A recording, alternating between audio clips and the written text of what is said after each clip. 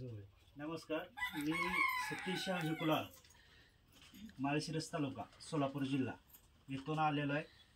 या ठिकाणी प्रशासनाच्या माध्यमातून आपल्याला ज्या काही नोटिसा वगैरे निघाल्या त्या ऐकू आलं। रासपचे आमचे कोकण विभागाचे प्रमुख भगवान ढेबे यांनी जिल्हाधिकाऱ्यांना त्या संदर्भात नोटिसा दिल्या आणि या संदर्भातली माहिती घेऊन इथं भेटण्यासाठी मी तुम्हाला आलेलो आहे। आज छत्रपतींच्या पदस्पर्शाने पावन झालेली ही रायगड भूमी, त्यामध्ये खरं तर तुम्ही सर्व धनगर समाजातील बांधव, अकुरीकर असतील, ढवळे, शिंदे, गोरे आणि मामले हे सर्व 24-25 कुटुंब तुम्ही इथं या छत्रपतींच्या गडावरती संपूर्ण महाराष्ट्रातून आणि देशातून येणाऱ्या शिवभक्तांची सेवा एक प्रकारची करत असताय। मग रोपवेच्या माध्यमातून असेल, तुम्ही गाईडच्या माध्यमातून असेल, त्यांना चहा पाणी, जेवण, नाश्ता, राहण्याची अगदी अल्प दरामध्ये सुद्धा सोय खाली गडाच्या खाली सुद्धा आपल्या बांधव करतायत।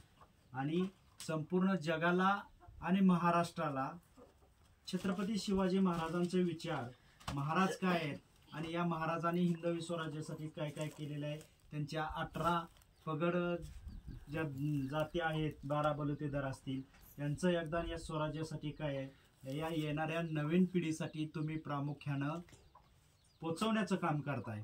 माझ्या माता भगिनी सुद्धा इथं आहेत की तुम्ही लस्सी असेल का पाण्याची बॉटल असेल, सरबत असेल, इथल्या येणाऱ्या भक्तांना देण्याचं काम करताय। ती सुद्धा एक प्रकारची सेवाच आहे। पण खऱ्या अर्थानं मला आपल्या माध्यमातून प्रशासनाला आणि सरकारला, इथल्या लोकप्रतिनिधी भरत शेठ गोगावले असतील, या जिल्ह्याचे नेते आपले आदित्यताई तटकरे, सुनील तटकरे साहेब आणि या राज्याचे मुख्यमंत्री, उपमुख्यमंत्री यांना विनंती करायची की हा रायगड किल्ला धनगर समाजाच्या अस्मितेचा आणि जिव्हाळ्याचा प्रश्न आहे आणि हे लोक या छत्रपतींच्या काळापासून किंवा त्याच्या यादवकालीन असतील, त्यानंतर हा किल्ला जावळींच्या मोरेकडून महाराजांनी घेतला, त्यानंतर 1818ला इंग्रजांनी या किल्ल्यावरती हल्ला केला। 11 दिवस हा किल्ला जळत असताना सुद्धा त्यानंतर 1869ला महात्मा फुले या किल्ल्यावरती छत्रपती शिवाजी महाराजांची समाधी शोधण्यासाठी आले। ती सुद्धा समाधी शोधण्याचं काम, महात्मा फुलेंना दावण्याचं काम आमच्या बांधवांनी, आमच्या इथं पशुपालक गुरं राखणाऱ्या बांधवांनी केलेलं आहे। आणि त्यामधल्या 60-70 वर्षाच्या काळामध्ये किंवा अखंड आजपर्यंत इथल्या गडावरती छत्रपती शिवाजी महाराज यांच्या समाधीची सेवा, इथं दिवाबत्ती करण्याचं काम आमच्या बांधवांनी केलेलं आहे। त्याचबरोबर कोविड सारखा एक मधल्या 2-3 वर्षामध्ये एक कोविड सारखा एक काळ आपल्या सर्वांच्या जीवनामध्ये आला। प्रत्येक जण आपापला जीव वाचवण्यामध्ये व्यस्त होता, कोणीही कुणाकडे जात नव्हतं, भेटत नव्हतं। त्या सुद्धा काळामध्ये आमच्या बांधवांनी या छत्रपती शिवाजी महाराजांचे जातीभक्तीचा धर्म सोडा, परंतु हे खरे छत्रपती शिवाजी महाराजांचे मावळे आहेत। त्यांनी कोविडच्या काळामध्ये सुद्धा महाराजांची दिवाबत्ती चुकवलेली नाही। आणि आम्हाला सरकारला एवढीच विनंती करायची आहे की ही जी आम्ही छत्रपती शिवाजी महाराजांची सेवा आमचे बांधव करतायत, तिथं शिवभक्त येत आहेत, त्यांना जी सेवा देत आहे ही अखंडपणे अविरत चालू राहू द्या। त्यामध्ये कुठलंही विघ्न आणू नका किंवा प्रशासनाच्या माध्यमातून आपण अतिक्रमणाच्या नोटिसा वगैरे जरी काढत असला, खऱ्या अर्थानं हा रायगड किल्ला हा पुरातत्व खात्याकडे आणि फॉरेस्ट खात्याकडे आहे, परंतु या महादरवाजाच्या द्वारावरती सुद्धा काही आमचे बांधव तिथं पायऱ्या चढून येणाऱ्या बांधवांना पाणी असेल, थंड सरबत असेल, अशा ठिकाणी तिथं त्या भक्तांना सेवा देण्याचं काम स्टॉलच्या माध्यमातून करतायत। ते अतिक्रमण होऊ शकत नाही, शिवभक्तांची आम्ही सेवा करतोय।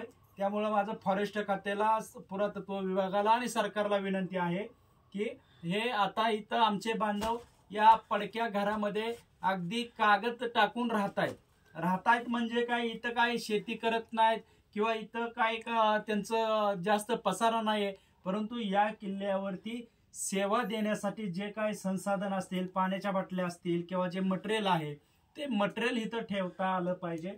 म्हणून या ठिकाणी ते कांबळा टाकून गेल्या अनेक वर्षापासून इथं गेल्या अनेक वर्षापासून इथं वास्तव करतायत आणि ते साहित्य खालीवर नेऊ शकत नाहीत आणि म्हणून हे इथं लोक वास्तव करतायत। माझी विनंती आहे, गडाच्या बाबतीमध्ये कुणी सरकारने असेल किंवा आणि कुठल्या विचारधारेने राजकारण करू नये। माझ्या सर्वसामान्य बांधवांना हा गड सर्व शिवाजी महाराज हे सेक्युलर होते, सर्व धर्माला जाती धर्माला मानणारे होते, सर्वांना सोबत घेऊन त्यांनी हे स्वराज्य निर्माण केलेलं आहे। आणि आज विशेषतः तुम्हा लोकांचं तरी आज तुमचं इथं जरी कागद टाकून तुम्ही राहत असला तरी छत्रपती शिवाजी महाराजाचा झेंडा तुमच्या या घरावरती आहे किंवा दिवसभर तुमच्या आचरणामध्ये महाराज आहेत।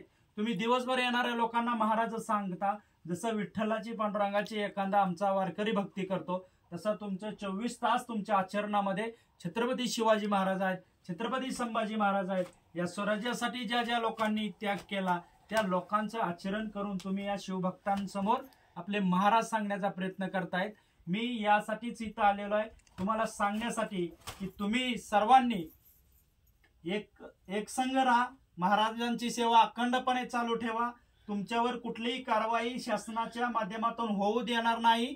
संपूर्ण महाराष्ट्रातील धनगर समाज आणि संपूर्ण महाराष्ट्र ताकदीने तुमच्या पाठीमागे उभा राहील एवढा मी तुम्हाला आत्मविश्वास देतो।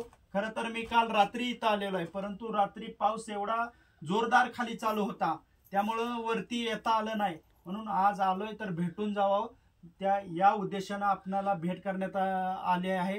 मी पूर्ण महाराष्ट्रभर पूर्ण वेळ काम करतोय।